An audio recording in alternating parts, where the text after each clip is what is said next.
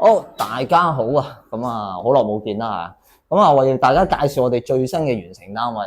咁啊，其實一入到嚟咧，嗰個大型嘅獅字櫃啦。咁啊，做咗一個坐位嘅換鞋位置啦。咁其實上邊咧亦都做咗啲風琴嘅掛衫區俾佢。係啦。咁啊，入到嚟呢邊其實都打開啲櫃門俾大家睇睇啦。咁啊，都好大量嘅儲物空間嘅。係啦，呢啲鞋櫃嘅位置啦。係。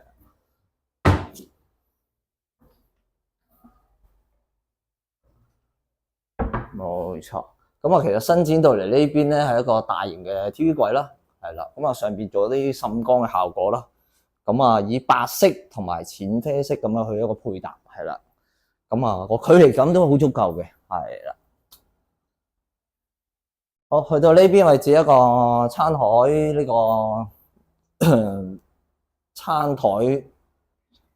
呢邊係一個飯台嘅位置啦，咁其實咧特色牆你可以做一啲調子啦，做翻少少嘅特色效果啦，配浸埋盞吊燈咧，出嚟個感覺係非常和諧嘅，係啦。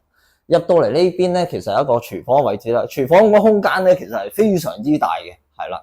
咁啊雪櫃位置啦，咁啊呢一邊做一個洗衣機嘅位置，一個大型嘅星盤，係啦，冇錯。咁煮食爐擺呢邊啦，咁啊，我哋上面做咗個天花式嘅抽氣扇去做翻個對流風啦，係啦。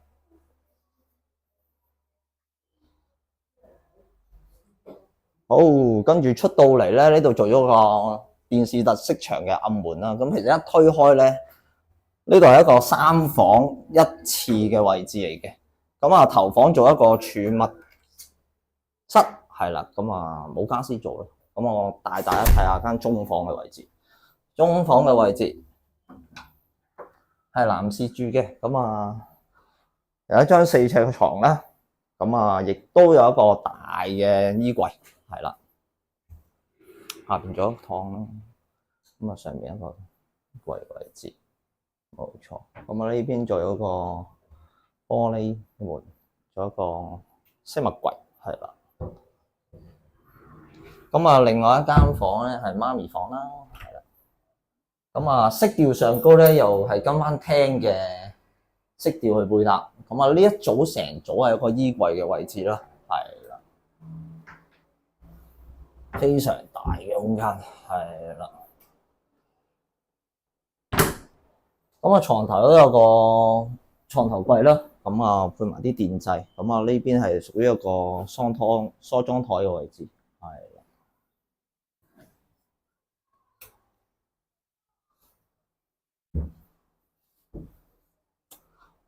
好，我哋再出嚟睇埋個浴室先。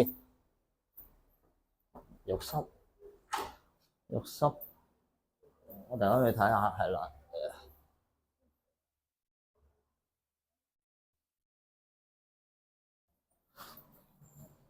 企缸裏邊咧，地下我哋做咗一體式嘅硬盤，係啦，咁就出嚟嘅效果就比較少數口位，就會比較美觀，係。